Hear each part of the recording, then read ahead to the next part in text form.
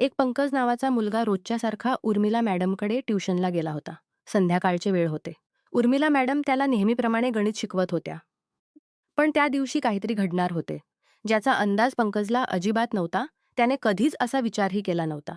Urmila madam पंकजला गणित शिकवत असताना म्हणाल्या, "आज मी तुला एक गोष्ट प्रयोग करून समजावून सांगते, जी तुला कळत नाहीये. आजनंतर तू ती कधीच विसरणार नाहीस. तू इथेच थांब, मी आता येते." मॅडम आपल्या खोलीत गेल्या आणि 5 मिनिटांनी पंकजला आवाज देऊन बोलवलं. पंकज उठून गेला मॅडमच्या खोलीबाहेर उभा राहून म्हणाला, "मी आलोय." मॅडम म्हणाल्या, "आत ये." पंकजाने दार उघडलं. आणि त्याच्या डोळ्यांसमोर जे दिसलं त्यामुळे त्याचे डोळेच विस्फारले. मॅडम फक्त 2 कपड्यांमध्ये उभ्या होत्या. पंकज त्यांच्या शरीराकडे पाहतच राहिला. मॅडमचे शरीर त्याला आकर्षित करू लागलं. त्याला खूप लाज वाटत होती, कारण त्याने आजपर्यंत असं कधीच पाहिलं नव्हतं. मॅडम म्हणाल्या, "लाजू नकोस, आत ये. हं. आज मी तुझी सगळी मॅथेमॅटिक्स करून टाकेन. तू माझ्या शरीराची माप घेण्यास सुरुवात कर. सगळीकडून माप घे." पंकजाने इंच टेप घेतली आणि मॅडमच्या शरीराचे माप घेऊ लागला. हात, पाय आणि संपूर्ण शरीर. सगळे माप लिहून झाल्यावर तो निघाला. मॅडम म्हणाल्या, "अरे थांब. कुठे चाललायस? मी तर तुझ्या शरीराचे माप घेईन. आपले कपडे काढ." पंकज खूप लाजला. मॅडमनी त्याचे कपडे काढले आणि त्याला फक्त एका कपड्यात सोडलं. पंकज 18 वर्षांचा मुलगा होता. त्याच्या शरीरात हलतं चालतं होतं. मॅडमनी इंच टेप उचलली आणि त्याच्या शरीराचे माप घेऊ लागल्या, छाती, खांदे सगळीकडे. मग अचानक त्यांनी त्याचा उरलेला कपडाही काढला. हं. पंकज पूर्णपणे नग्न झाला. मॅडमच्या डोळ्यात चमक आली. त्या सगळीकडे माप घेत म्हणाल्या, "पंकज." मॅडम पंकजला स्पर्श करू लागल्या. पंकज काही समजण्याआधीच मॅडमनी त्याला बेडवर ढकललं. मॅडमनी पंकजसोबत शारीरिक संबंध प्रस्थापित केले. ही सगळी गोष्ट घडली होती महाराष्ट्रातील एका जिल्ह्यातील सरकारी आश्रमशाळेत. तिथे मुलांसाठी शिकण्याची जागा आणि शिक्षकांसाठी राहण्याचे क्वार्टर एकाच कॅम्प्समध्ये होते. ही घटना सुमारे 5 वर्षांपूर्वीची आहे. त्या शाळेत नवीन नावाचे एक शिक्षक होते. ते हिंदी विषय शिकवत. नवीन सर आपल्या पत्नीला घेऊन तिथे आले होते. पत्नीचे नाव उर्मिला. उर्मिला पुण्याजवळच्या एका गावातील होती आणि नवीन सर त्या जिल्ह्यातल्याच. त्यांची पोस्टिंग तिथे झाली होती. उर्मिला नवीनपेक्षा 6 वर्षांनी लहान होती. नवीन सर 34 वर्षांचे झाले होते आणि थोडे वयाने दिसू लागले होते. उर्मिला अजूनही तरुण दिसत होती. कोणी पाहिलं तर तिला 28 ऐवजी 22 वर्षांची वाटायची. उर्मिला आणि नवीन सर तिथे आल्यानंतर 4 महिने झाले होते. ते कमकुवत मुलांना ट्युशन देऊ लागले. कॅम्प्समधील मुलं शिक्षकांकडे येत. सगळ्या मुलांमध्ये पंकजही होता. पंकज गणितात खूप कच्चा होता. नवीन सर हिंदीचे शिक्षक होते, पण उर्मिलाला गणिताचे चांगले ज्ञान होते. नवीन सर उर्मिलाला म्हणाले, "तू पंकजला गणित शिकव." पंकज उर्मिलाकडे गणित शिकू लागला. 3-4 महिने असेच गेले. एक दिवस नवीन सर महत्त्वाच्या कामासाठी बाहेर. बाहेर गेले होते. त्या दिवशी पंकज ट्युशनला आला. ग्लास हातातून निसटला आणि पाणी पंकजच्या कपड्यांवर पडलं. कपडे भिजले. मॅडम म्हणाल्या, "तू बाथरूममध्ये जाऊन स्वतःला स्वच्छ कर."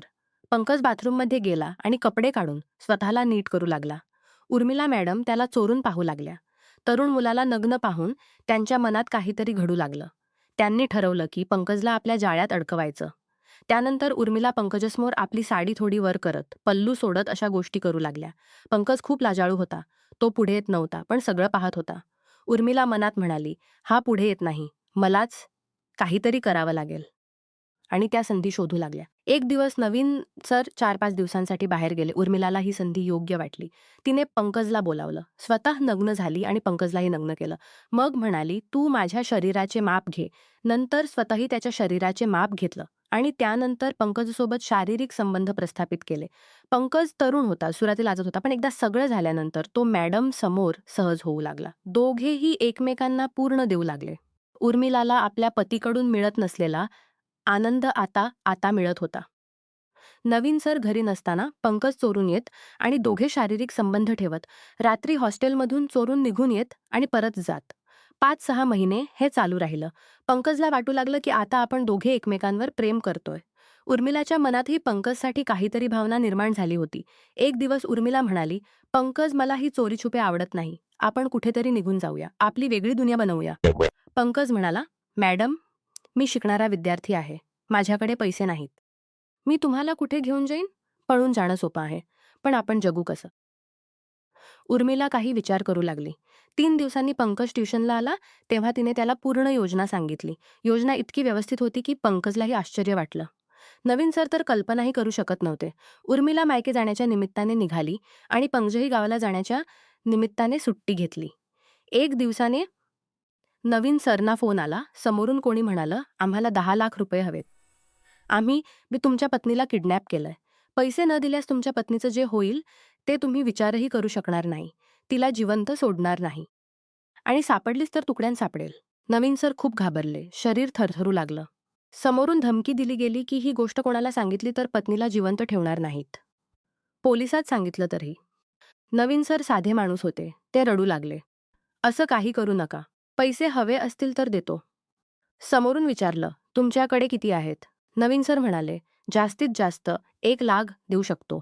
समोरून पैसे कमी करत गेले. शेवटी 5 दिवसांची मुदत मागितली आणि ती मान्य झाली.